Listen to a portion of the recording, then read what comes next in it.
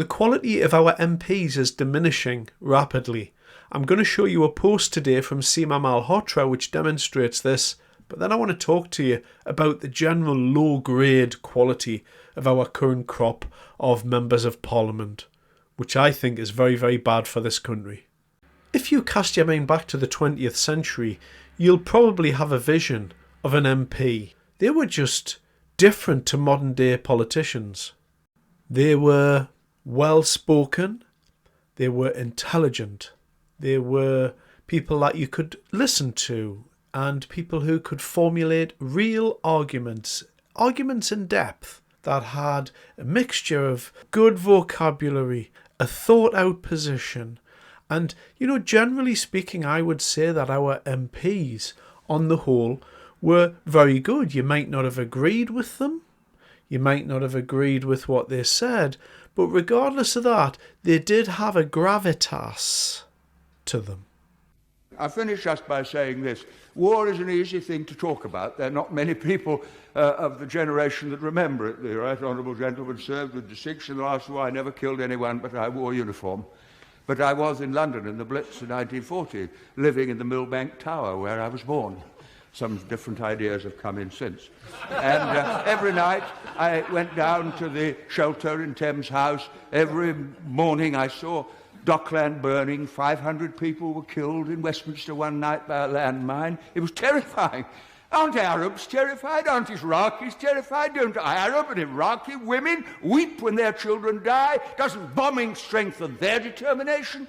What fools we are to live in a generation for which war is a computer game for our children and just an interesting little Channel 4 news item.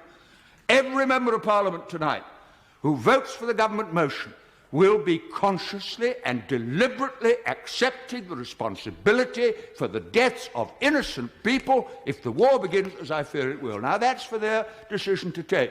But this is a quite unique debate in my parliamentary experience, where we're asked to share responsibility for a decision we won't really be taking, with consequences for people who have no part to play in the brutality of the regime which we are dealing with. And I finish with this. On October the 24th, 1945, and the former Prime Minister from Bexley Old Sidcup will remember it, the United Nations Charter was passed.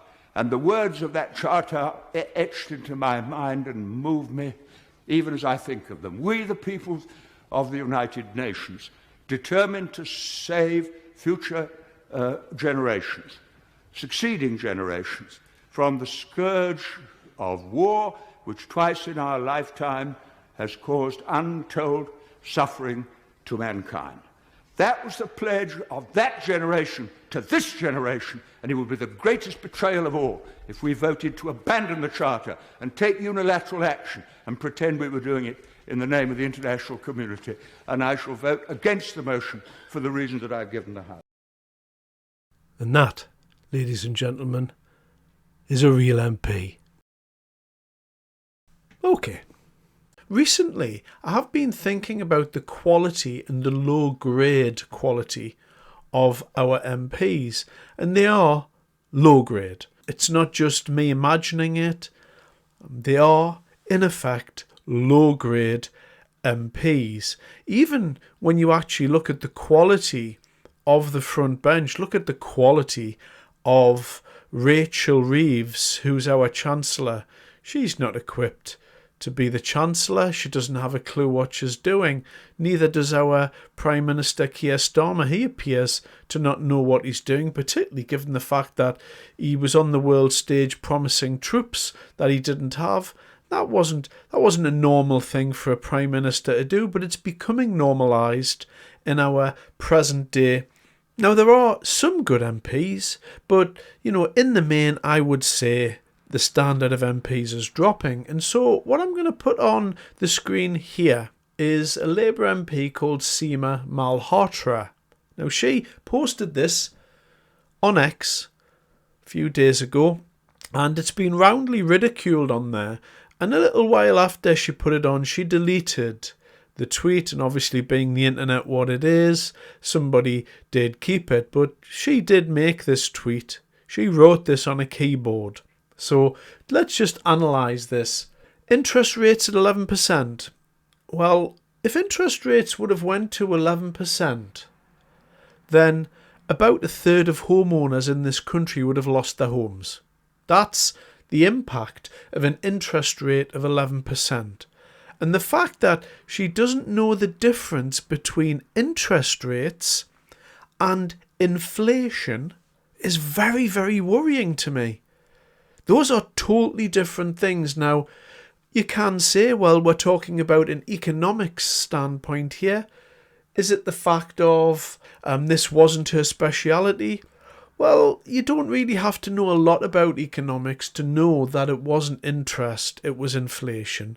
And this is an example of politicians who are saying things and doing things in the public arena that haven't got a clue what they're talking about.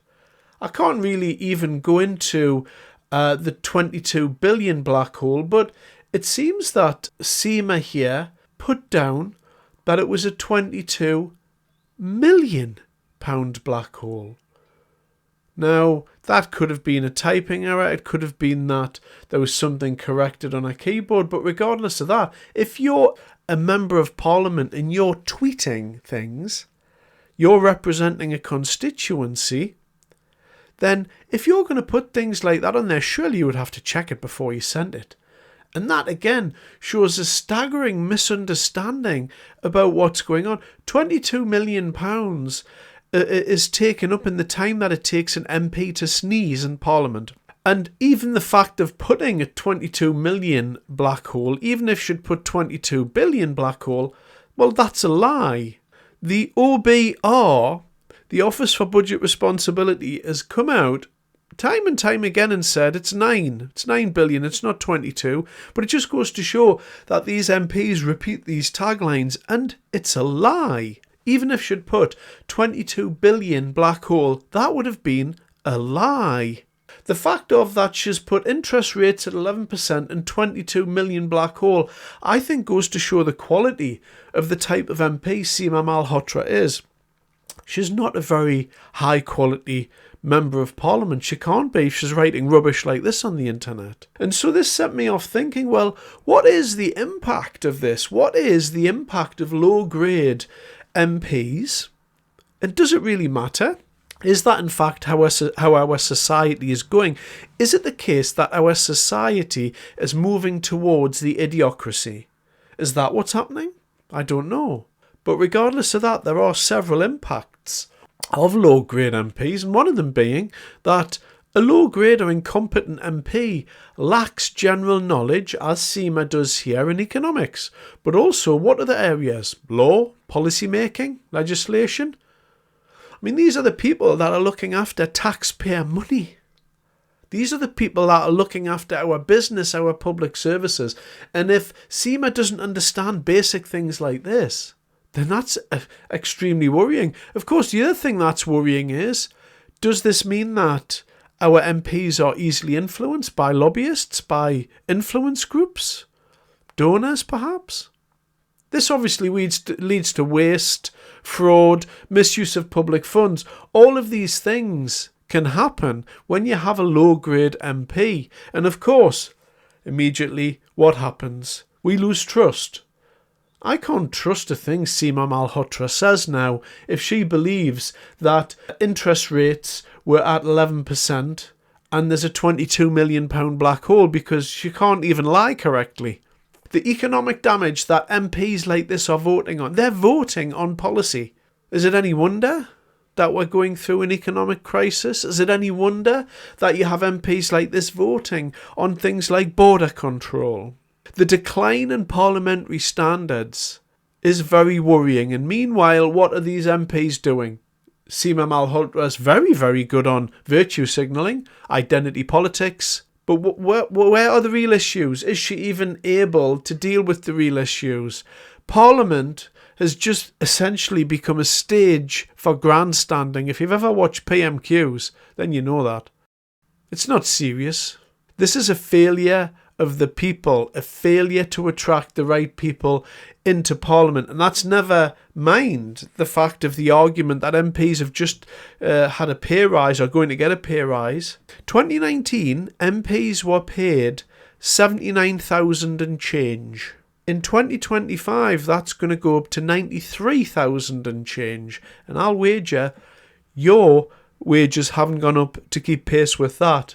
Unfortunately, the type of people that are being attracted into politics are low grade.